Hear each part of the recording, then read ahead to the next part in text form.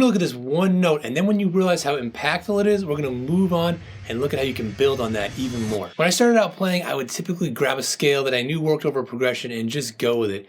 But you know, as my ears got better, it started to not always sound connected with the chords, and I realized that if I couldn't figure out how to do so, I would never reach the level of playing I wanted. But one day I was reading a guitar magazine, and there was this article by Dickie Betts that caught my attention. What he talked about showed me the light and was the beginning to the answer I was looking for.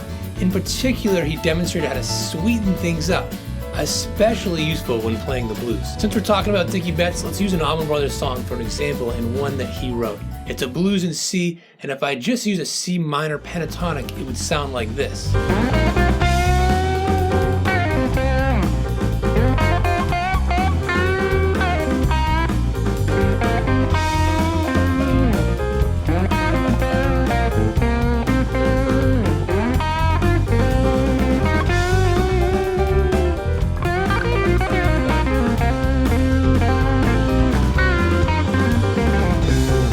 Doing that can work just fine, but the problem is the major third of C, which is E, is not in that scale, and as a result it doesn't connect with the C chord as much as it could. But the solution is easy, just add that note. And now let's hear how it sounds when we add it on the C chord.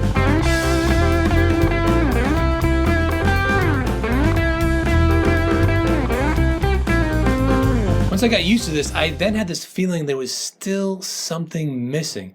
Then I realized I could find the same notes on other chords too. So the major third of F is A right here. And for G, it's B right here.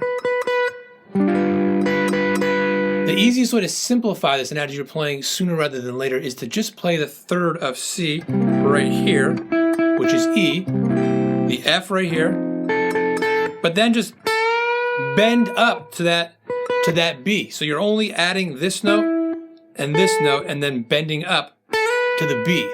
So it's just two spots. That way you can focus on just staying in this hand position for now. So if we put it all together and I focus on playing the thirds a lot, it can sound like this.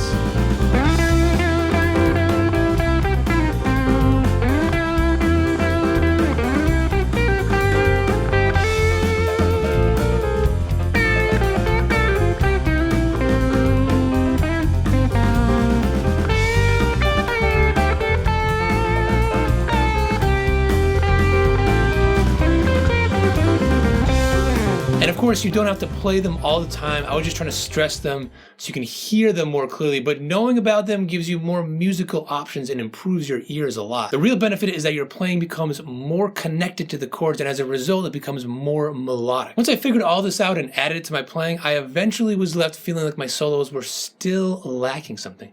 But this video here is about something that helped with that, because no matter what skills I added to my playing, my solos still had no overall direction.